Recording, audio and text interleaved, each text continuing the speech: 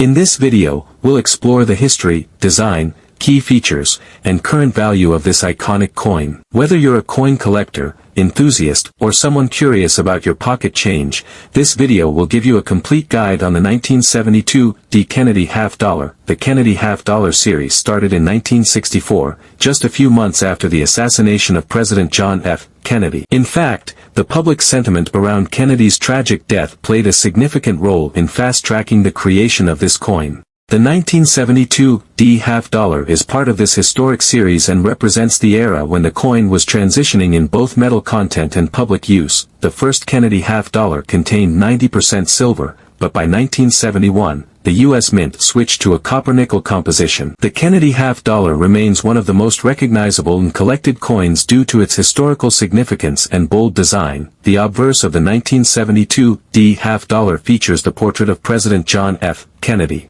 This design has remained mostly unchanged since its introduction in 1964. The date 1972 appears below Kennedy's profile, with the word "Liberty" surrounding the upper portion and the motto, "In God We Trust," below the neck. The reverse design showcases the presidential seal, an eagle with a shield on its chest, holding an olive branch in one talon and arrows in the other. This represents peace and strength, respectively. The inscription "United States of America" curves around the top edge, while half-dollar is seen at the bottom. The 1972 D. Kennedy half-dollar has a reeded edge, typical for most U.S. coinage to help prevent counterfeiting. The D mint mark on the 1972 D half-dollar signifies that it was produced at the Denver Mint. The Denver Mint was a key facility in producing many U.S. coins during the 20th century. In 1972, the Denver Mint produced a large number of these half-dollars, making them more common than coins from other mints during certain years. Approximately 141 million 1972 D. Kennedy half-dollars were struck at the Denver Mint. The first Kennedy half-dollars minted in 1964 contained 90% silver. The 1972 D. Kennedy half-dollar contains 91.67% copper and 8.33% nickel, cupronickel. This composition was standard for half-dollars minted after 1971. The removal of silver from the coin's composition was due to rising silver prices in the late 1960s.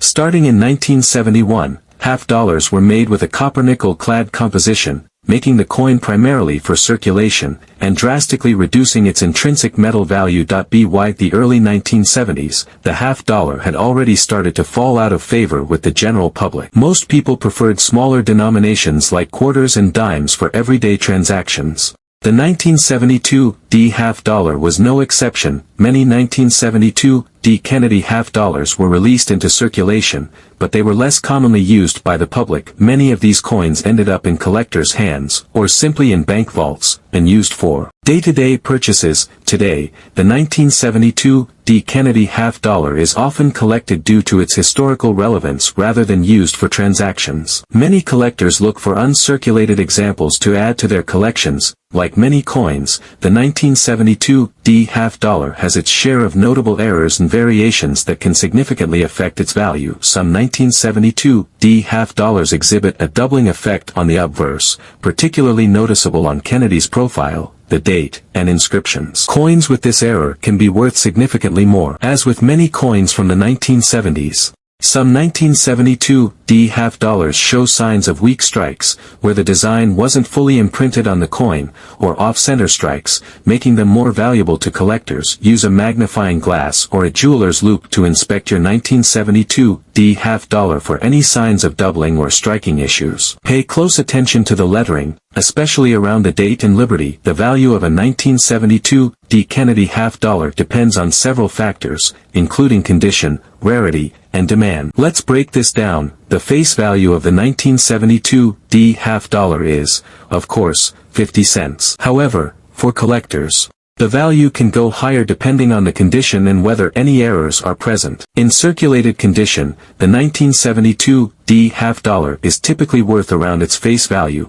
50 cents to $1. Coins in better condition may be valued at $2 or more. In uncirculated, MS, condition, the value can increase significantly, with MS 65 coins valued between $10 and $15. Proof coins are specially made for collectors with a high-quality mirror finish. While there are no proof coins from the Denver Mint, Philadelphia did produce proof versions of Kennedy half-dollars, coins with rare errors, such as the double die obverse, can fetch much higher prices. Some error coins from 1972D have been known to sell for over $100. Whether you're looking to buy or sell a 1972D half dollar, there are a few things to keep in mind. Online marketplaces such as eBay or dedicated coin auction sites like Heritage Auctions are good places to find 1972D Kennedy half dollars. If you're looking to sell your 1972D half dollar, you can list it on online marketplaces or take it to a local coin dealer for an appraisal. Keep in mind that coin dealers often buy coins at wholesale prices,